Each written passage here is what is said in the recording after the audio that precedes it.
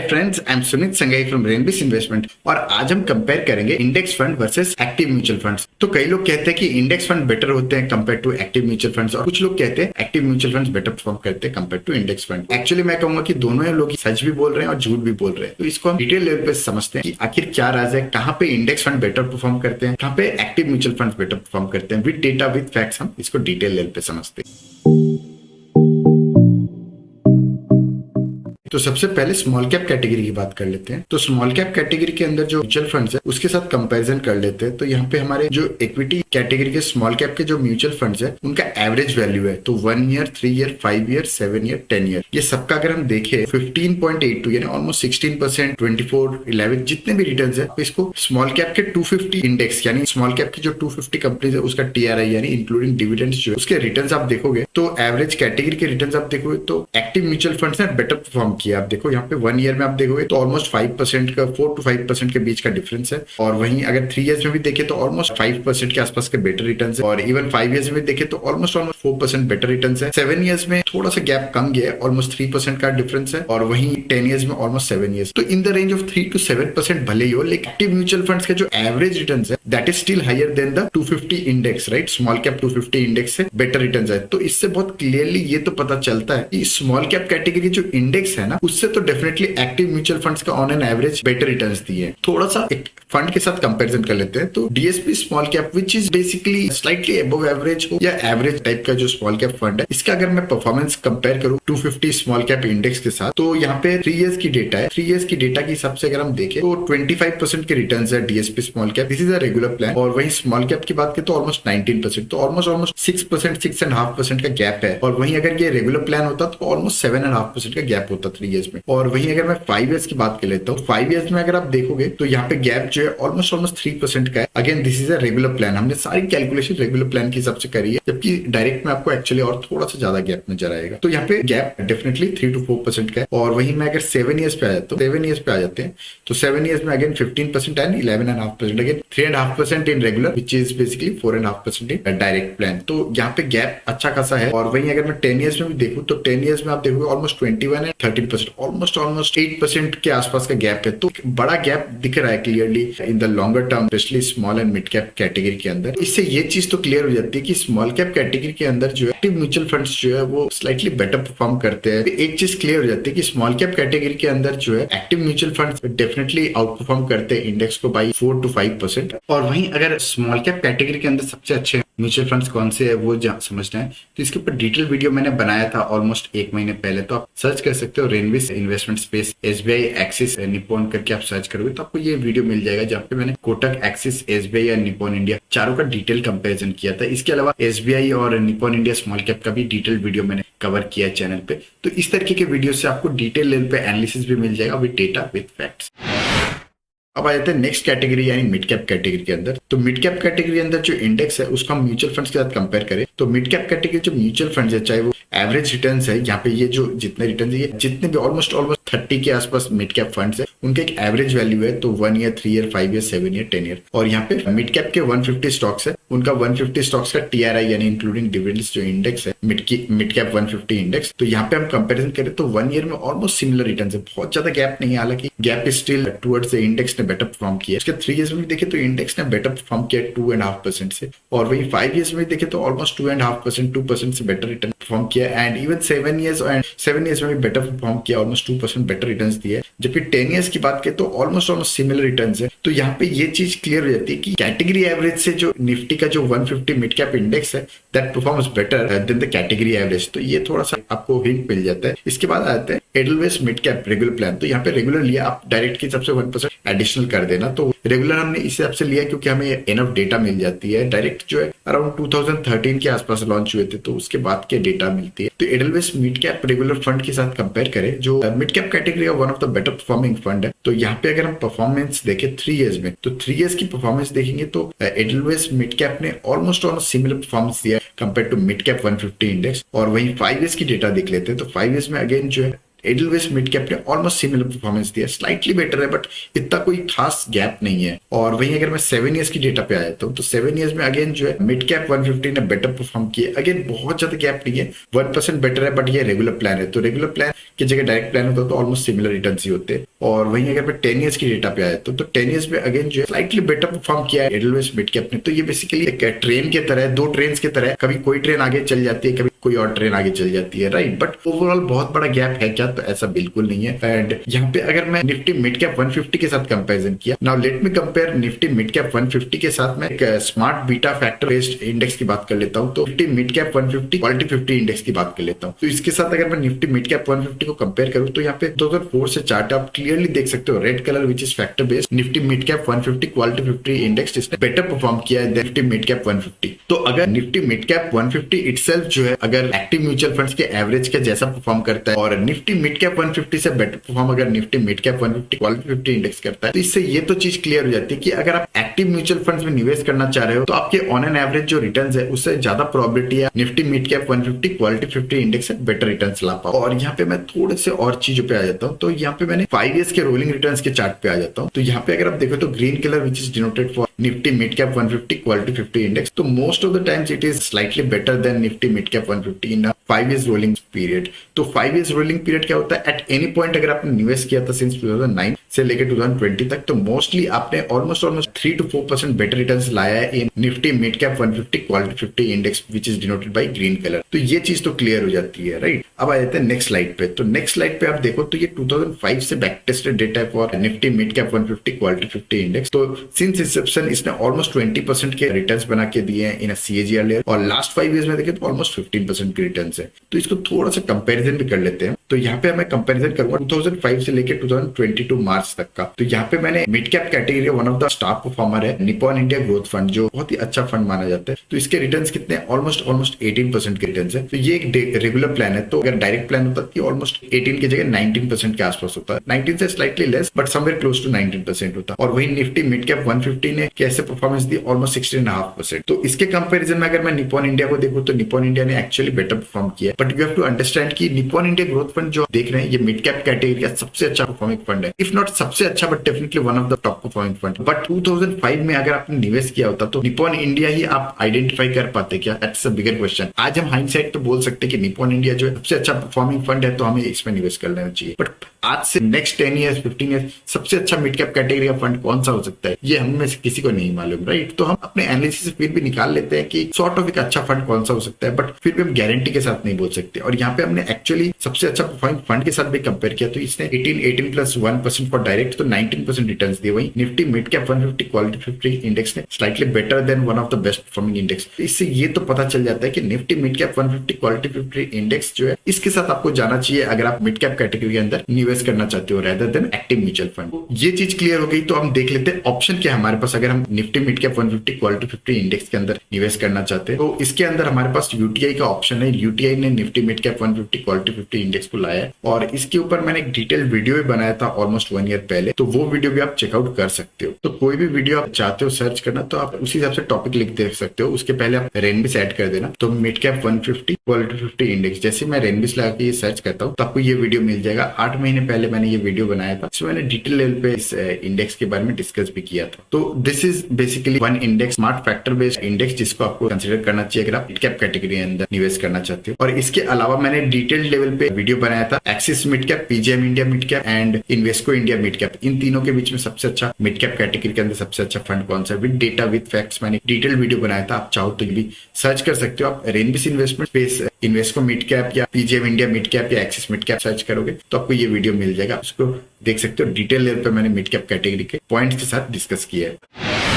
अब आ जाते हैं लार्ज कैप कैटेगरी के अंदर। तो लार्ज कैप कैटेगरी के अंदर अगर आप इंडेक्स के साथ म्यूचुअल फंड कंपैरिजन करोगे तो थोड़ा इंटरेस्टिंग हो जाता है। जैसा हमने स्मॉल कैप में देखा कि बहुत बड़ा गैप था between index and mutual fund were performing better, right. उसके बाद सेकंड आ गया हमारा मिड कैप, जहाँ पे मिड कैप के जो इंडेक्स है और म्यूचुअल फंड है सिमिलर रिटर्न्स दे रहे थे, बट स्मार्ट बीटा फैक्टर जो है आपको थोड़ा सा सेफर साइड में ले जाता है टू श्योर कि आप सबसे अच्छा म्यूचुअल फंड्स के साथ कंपेरेबल रिटर्न्स ला पाओ। लार्ज कैप में कैटेगरी में थोड़ी सी चीजें इंटरेस्टिंग हो जाती है। लार्ज कैप में आप देखो इक्विटी के जो एवरेज रिटर्न्स है which is 1 year, 3 year, 5 year, 7 year, 10 year, यहाँ पे आप देखो तो निफ्टी 100 TRI का जो रिटर्न्स है that is actually better than the category average. This is very very startling. जो आप सोचते हो ना कि एक्टिव म्यूचुअल फंड्स आपको बेटर रिटर्न देंगे, यहीं पे धोखा हो जाता है। आप देखो निफ्टी के जो इंडेक्स है वो बेटर परफॉर्म कर रहे हैं compare to category average. That is why we say कि इंडेक्स फंड में आपको निवेश करना चाहिए। अगर आप लार्ज कैप कैटेगरी के अंदर आप निवेश करना चाह रहे हो तो आपको डेफिनेटली इंडेक्स फंड के साथ जाना चाहिए। इसको हम फर्दर भी देखेंगे। तो यहाँ पे आप देख सकते हो कि ऑलमोस्ट 2% बेटर रिटर्न्स दिया है इन द निफ्टी 100 इंडेक्स ने बेटर रिटर्न दिए compare to active mutual funds के एवरेज रिटर्न्स। अब आ जाते हैं कंपेयर कर लेते हैं सबसे top performing large cap funds के साथ। तो कैनेरा रोबेको जो है लार्ज कैप कैटेगरी के अंदर सबसे अच्छा परफॉर्मिंग फंड में से एक है। तो यहाँ पे सिंस 2010 से लेकर 2022 का रिटर्न्स देखे ऑलमोस्ट 12% के रिटर्न्स है कैनेरा रोबेको के, और वहीं निफ्टी 100 के ऑलमोस्ट 11% है। तो 12% is the regular plan, direct होता तो 13%। इवन अगर मैं डायरेक्ट प्लान के साथ कंपेयर करूँ तो 2% बेटर रिटर्न्स दिए, बट आपको ये समझना पड़ेगा Canara Robeco is the best among the best funds in large cap category. इसके साथ भी गैप देखे तो बहुत एबनॉर्मल नहीं है, बट इसको भी हम थोड़े से आने वाले स्लाइड में भी देखेंगे कि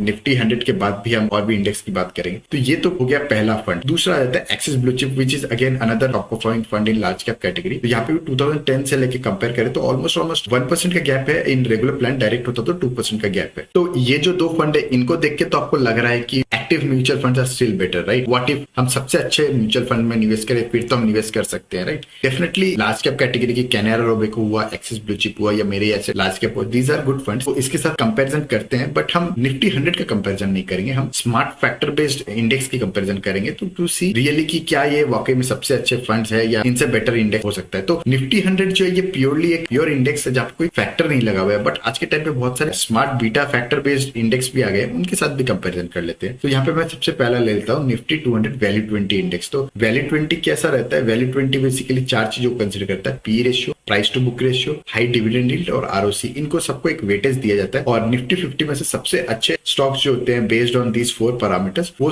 20 स्टॉक्स जो वैल्यूएशन के पर्सपेक्टिव से काफी बढ़िया नजर में आते हैं, उन स्टॉक्स को पिक किया जाता है इस स्ट्रेटेजी के अंदर। तो this is basically factor based index जहाँ पे value is a factor based on that. तो यहाँ पे रिटर्न्स भी देखे तो 2009 से अगर हम देखें तो ऑलमोस्ट 20% के रिटर्न्स दिए इसने एक CAGR लेवल पे, एंड लास्ट 5 इयर्स में भी ऑलमोस्ट 20% के रिटर्न्स दिए हैं। तो जो लोग कहते हैं लार्ज कैप कैटेगरी में पैसे नहीं बनते, आप देखो यहाँ पे स्मार्ट फैक्टर बेस्ड इंडेक्स जो अपने आप में 20% के रिटर्न्स देता है। It's very simple. और यहाँ पे मैं थोड़ा सा निफ्टी 50 के साथ कंपैरिजन करता हूँ, निफ्टी 50 वैल्यू 20 को। तो आप देखो 2009 में जब ये आया था तब से लेके इसने रेड कलर से डिनोटेड है, दिस इज रेड कलर। तो इसने अच्छे खासे गैप के साथ निफ्टी 50 को बीट किया है। और वहीं अगर मैं इसको कंपैरिजन कर लेता हूँ एक्सिस ब्लू चिप और कैनेरा रोबेको, तो ये बेसिकली हम निपॉन इंडिया का जो लिस्टेड है निफ्टी 50 वैल्यू 20 इंडेक्स फंड है ये, तो इसके साथ कंपैरिजन कर ले लास्ट 1.5 ईयर का। हालांकि 1.5 ईयर में आपको इनफ पिक्चर नहीं पता चलती, बट इसको फर्दर भी देखेंगे, पूरी डिटेल देखेंगे यहाँ पे। बट यहाँ पे अगर मैं लास्ट 1.5 ईयर का भी देख लेता हूँ तो आप देखो एक्सिस ब्लू चिप ने ऑलमोस्ट 4.38% के रिटर्न दिए हैं, कैनेरा रोबेको ने ऑलमोस्ट 7.5% के, और वहीं निपॉन इंडिया का ये जो निफ्टी 50 वैल्यू 20 इंडेक्स है इसमें 16.7% रिटर्न। आपको दिखेगा कि यहाँ पे सबसे बड़ा चीता कौन है, सबसे फास्टेस्ट चीता एक्चुअली जो है निफ्टी 50 वैल्यू 20 इंडेक्स है, जो एक अच्छे खासे गैप के साथ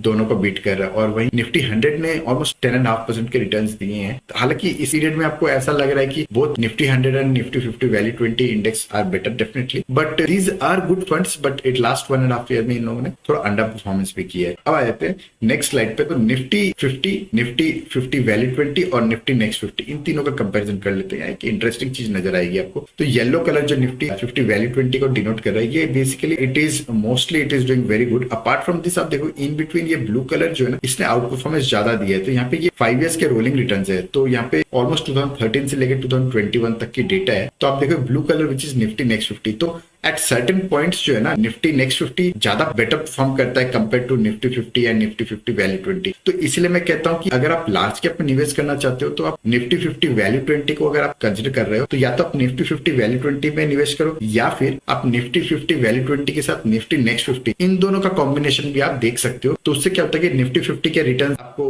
निफ्टी 20 वैल्यू 20 में बेटर निकल के आते हैं, और निफ्टी नेक्स्ट 50 जो है आपको नेक्स्ट 50 के अंदर का जो बेसिकली अच्छा रिटर्न हो सकता है at some point market market cyclic रहता है तो कभी कभी जो निफ्टी नेक्स्ट 50 बेटर परफॉर्म करता है उस टाइम पे आपको निफ्टी नेक्स्ट 50 के एडवांटेज मिल जाते हैं। तो ये दो का कॉम्बिनेशन भी आप देख सकते हो। तो आपको लार्ज कैप के अंदर एक कंसिस्टेंट और एक अच्छे रिटर्न्स का बैलेंस मिलता है Nifty next 50 and Nifty 50 value 20 का एक कॉम्बिनेशन देखो तो निफ्टी 50 वैल्यू 20 को तो हमने समझा, राइट। यहाँ पे एक अच्छे रिटर्न मिल रहे हैं लास्ट 5 इयर्स में भी एंड इंसेप्शन 2009 में। वहीं सेकंड फैक्टर बेस्ड इंडेक्स आ जाता है निफ्टी 100 वैल्यू 30। तो ये नेक्स्ट इंडेक्स आ जाता है निफ्टी 100 क्वालिटी 30। तो क्वालिटी के ऊपर मैंने पहले भी डिटेल वीडियो बनाए हैं, आप चाहो तो वो वीडियोस भी चेकआउट कर सकते हो। ये 2009 से ऑलमोस्ट सिमिलर पीरियड पे आया था, लेकिन इसके रिटर्न्स थोड़े से कम है, ऑलमोस्ट 13% है 5 इयर्स में भी एंड सिंस इंसेप्शन भी। तो ये देख के आपको थोड़ा सा ऐसा लग रहा हो क्वालिटी फैक्टर जो है इंडेक्स में काम नहीं करता है या क्या प्रॉब्लम है क्वालिटी इंडेक्स के साथ। जबकि मिड कैप के अंदर हमने अभी बात की तो Nifty mid cap 150 quality 50 index की बात की थी, वहीं पे क्वालिटी फैक्टर ने बहुत अच्छे रिटर्न्स दिए थे। तो यहाँ पे क्या प्रॉब्लम है? यहाँ पे एक्चुअली क्वालिटी फैक्टर में प्रॉब्लम नहीं है, प्रॉब्लम कहीं और है, उसको हम आने वाले स्लाइड में भी कवर करेंगे, कुछ मिस नहीं होने दूंगा मैं आपको। तो यहाँ पे निफ्टी 100 अल्फा 30 नेक्स्ट इंडेक्स की बात कर लेते हैं। अगेन लार्ज कैप कैटेगरी के अंदर टॉप 30 स्टॉक्स जो अल्फा का मोमेंटम रहता है उन स्टॉक्स को पिक करता है। तो ये क्वार्टरली रीबैलेंस होता है, जैसे मैंने पहले भी अपने कुछ वीडियोस में बताया था। तो ये 2005 से बैक टेस्टेड डेटा है, तो ऑलमोस्ट 17.5% के CAGR से ग्रो हुआ है और लास्ट 5 इयर्स में इसने ऑलमोस्ट 18% के रिटर्न्स दिए। तो दिस इज थर्ड इंडेक्स जो बहुत ही अच्छा इंडेक्स है based on factor based investing. तो ये जो 3 फैक्टर बेस्ड इंडेक्स है इसको आपको रडार पे रखना चाहिए।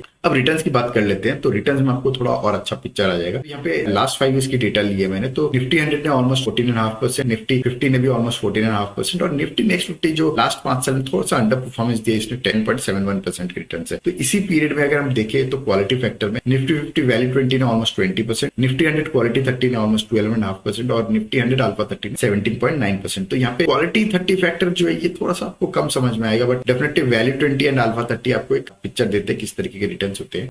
और वहीं सेम पीरियड में Canara Robeco almost 17%, Axis blue chip ने ऑलमोस्ट 17.5% और मेरी एसेट लार्ज कैप ने ऑलमोस्ट 14% के रिटर्न्स दिए। तो इन तीनों को एक कंपैरिजन में अगर आप देखो तो Nifty 100 alpha 30 and Nifty 50 value 20 ये दोनों जो है ये बेसिकली आउट परफॉर्म करते हैं compare to the top large cap category के अंदर के म्यूचुअल फंड। ये दो तो आप सहमत हो गए, बट क्वालिटी 30 में थोड़ा सा डाउट आ जाता है कि आखिर क्यों क्वालिटी अंडर परफॉर्मेंस कर रहा है, राइट। तो इसमें एक छोटी सी हिडन चीज है, आप देखो कि इसमें कैपिंग लगाई हुई है। निफ्टी 100 क्वालिटी 30 के अंदर कोई भी स्टॉक का वेटेज 5% से ज्यादा नहीं हो सकता। इससे क्या होता है कि इससे आप कुछ पर्टिकुलर स्टॉक्स जो है जिनका क्वालिटी फैक्टर के हिसाब से ओवरऑल वो अच्छा स्टॉक निकल के आता है, उसके बावजूद उसकी कैपिंग 5% पे हो जाती है। तो दैट इज वाई ये इंडेक्स जो है ये आपको अंडर परफॉर्मेंस देता है। और ये कैपिंग जो है इसको मैं डिटेल लेवल पे और वीडियो में कवर करूंगा कि निफ्टी 100 के अंदर या स्पेशली निफ्टी 50 के अंदर इस तरह की कैपिंग जो है ना आपको अच्छे रिटर्न्स बना के नहीं दे सकती। उसका रीजन हम डिटेल लेवल पे सेपरेट वीडियो में कवर कर लेंगे। बट नेवरदलेस अगर आप क्वालिटी फैक्टर के साथ जानना चाहते हो तो आपको खुद से मैंने एक डिटेल वीडियो भी बनाया था जहाँ पे क्वालिटी फैक्टर को कैसे लगाया जाता है उसमें मैंने वीडियो बनाया था। आप उसको भी देख के आप निवेश कर सकते हो, या फिर आप क्वालिटी 30 के इंडेक्स के अंदर के जो स्टॉक्स है उसको आप अपने हिसाब से निवेश कर सकते हो। That is one thing. Nevertheless अगर हम करंट ऑप्शंस देखें तो हमारे पास 3 ऑप्शन है, Nifty 50 value 20, Nifty 100 quality 30 and Nifty 100 alpha 30। इन तीनों में से अल्फा 30 का करंटली कोई इंडेक्स है नहीं और इन दोनों की बात करते हैं Nifty 50 value 20 and Nifty 100 quality 30। तो निफ्टी 100 क्वालिटी 30 के अंदर एडलवेस का एक इंडेक्स फंड है, इसको आप देख सकते हो। हालांकि क्वालिटी का जो इंडेक्स है इसकी क्यूरेशन जो है जिस तरीके से ये इंडेक्स बनाया गया उसके अंदर 5% के वेटेज की कैपिंग जो है इसकी वजह से इसका अंडर परफॉर्मेंस रहा है, इसलिए मैं कहूंगा कि आप इसे अवॉइड कर सकते हो। लेकिन Nifty 50 value 20 this is one index जिसको आपको रडार पे रखना चाहिए। निपॉन इंडिया का ये इंडेक्स फंड है Nifty 50 value 20 which is giving very good returns and last 5 years में दिया है, लास्ट 3 इयर्स में भी दिया है एंड सिंस इंसेप्शन भी दिया है। और अगर at any point of time आप देखोगे तो वैल्यू फैक्टर जो है ना स्पेशली निफ्टी 50 के अंदर स्पेशली आप पी रेशियो, पीबी रेशियो और आरओसी जो है ना वो ग्रोथ को कैप्चर कर लेता है। Growth at a reasonable value consider करते हुए ये चारों फैक्टर्स को ये एक अच्छा बास्केट ऑफ 20 स्टॉक्स देता है जहाँ पे कैपिंग भी नहीं होती। ऑलमोस्ट आप देखोगे तो निफ्टी 50 वैल्यू 20 के अंदर ऐसा कोई 5% की कैपिंग नहीं है जैसा क्वालिटी में है और because of that 5% capping quality 30 ने अच्छा परफॉर्मेंस नहीं दिया एंड आई एक्सपेक्ट कि at some point of time NSC को ये रियलाइजेशन भी होगा कि निफ्टी 100 क्वालिटी के अंदर जो है इस तरह की कैपिंग जो है हार्मफुल हो सकती है और निफ्टी 50 वैल्यू 20 के अंदर एज सच वैसी कोई कैप है नहीं जिससे इजी हो जाता है। Nifty 50 value 20 and Nifty next 50 इस तरीके का कॉम्बिनेशन भी आप देख सकते हो। तो जैसा हमने देखा कि जब हम स्मॉल कैप कैटेगरी की बात करते हैं तो active mutual funds are better than index fund. इसके अंदर डाउट आ जाता है कि ऐसा कोई फैक्टर बेस्ड इंडेक्स नहीं है क्या स्मॉल कैप कैटेगरी के अंदर? तो करेंटली हमारे पास कोई इंडेक्स फंड एज सच है नहीं। निफ्टी 300 अल्फा 50 इंडेक्स है जो specially small and mid cap category focused है, बट वहां पे एज सच कोई इंडेक्स फंड अभी अवेलेबल नहीं है। इसलिए फिलहाल के लिए हम स्मॉल कैप कैटेगरी के अंदर इंडेक्स फंड के जगह रेदर हम एक्टिव म्यूचुअल फंड्स को हमें निवेश करना चाहिए। मिड कैप कैटेगरी के अंदर Nifty mid cap 150 quality 50 index का यूटीआई का इंडेक्स फंड है, उसमें हमें निवेश करने का सोचना चाहिए। और वहीं अगर मैं लार्ज कैप कैटेगरी के अंदर की बात करूं तो Nifty 50 value 20 index with combination of Nifty next 50 को आप कंसीडर कर सकते हो। Apart from this Nifty 100 alpha 30 का जब भी इंडेक्स फंड आएगा तो डेफिनेटली मैं अपने यूट्यूब चैनल पे भी और टेलीग्राम चैनल पे भी अपडेट करूंगा। That is again another index जिसको आपको ट्रैक करना चाहिए। तो अगर आपको हमारा कंटेंट पसंद आता है तो कमेंट सेक्शन में अपना अप्रिसिएशन जरूर शेयर कीजिएगा, और अगर आप चाहते कोई पर्टिकुलर टॉपिक हम कवर करें चैनल पे तो वो टॉपिक्स भी हमारे चैनल पे कमेंट सेक्शन में जरूर पोस्ट कीजिएगा। That's all for today, thank you. तो यहाँ पे मैं एक डिस्क्लेमर दे दूं, तो ये कोई बाई और सेल की रिकमेंडेशन नहीं है, ये बेसिकली लर्निंग पर्पस से वीडियो बनाई गई है ताकि आप ये सीख सको कि एनालिसिस किस तरीके से करना चाहिए और किस तरीके से हमें अपने इन्वेस्टमेंट्स को देखना चाहिए। और अगर आपको यूजफुल लगे तो हमारा टेलीग्राम चैनल है रेनबेस इन्वेस्टमेंट, जिसको आप सर्च करके ज्वाइन कर सकते हो। That's all for today, thank you.